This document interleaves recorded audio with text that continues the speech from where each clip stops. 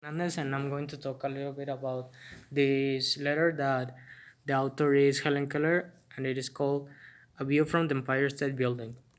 So, first of all, to understand the story, we have to know a little bit about the author. The author is Helen Keller. She was born with an infection that would cause her to be blind and deaf, that would let her limited to communicate with hand signs that only family members can understand. So that situation led Heller to live in a world without language for 6 years. But with the help of Anne Sullivan, her teacher and friend, Helen broke through the barriers of blindness and deafness to learn language and communication with others. Then, she became author, activist, and campaigner for women's rights. Her amazing journey is documented in the award-winning play and movie The, the Miracle Worker. So, okay, now I'm going to talk about the story of this letter that is very interesting and I really like it. She wrote it in January 13, 1932, and it was directed to Dr. Finley, a doctor who was blind and deaf.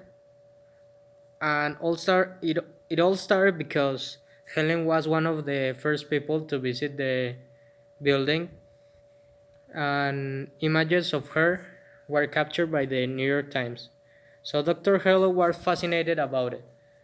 So he wrote Keller asking what she saw from so high up. So Heller's response followed that she was confused because he asked her what she saw knowing that she's blind. So she said that she didn't think about the sight.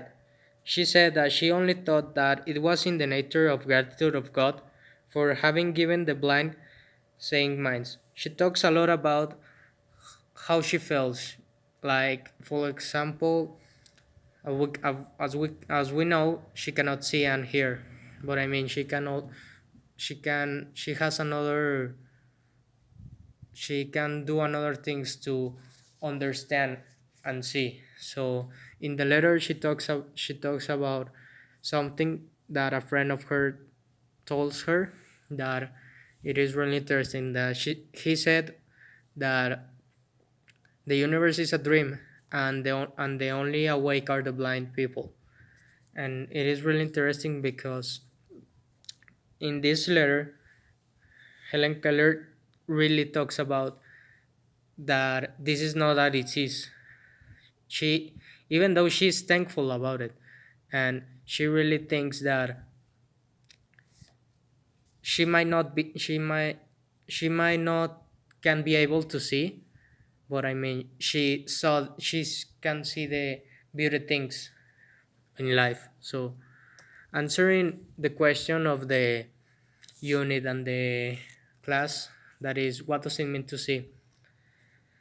Okay, so for most people, for normal people that can't see, have two eyes that allows her to have a vision and see, they must think that they cannot think about what does it feel to not see, or or how does it feel to be blind.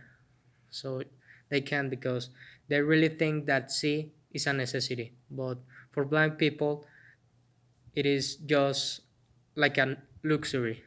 That's what I think, that is just a luxury. I really think that they are gifted because they can see the beauty of life.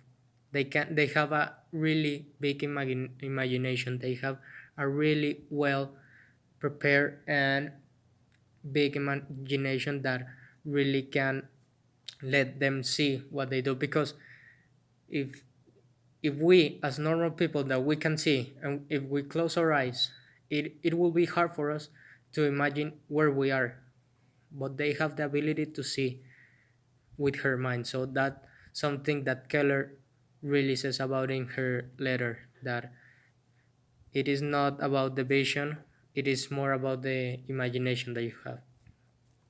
So the moral of this story is that, as you can see, I put a universe because it really felt for me that that blind people are the only ones that are awake in the universe, and the universe is a dream.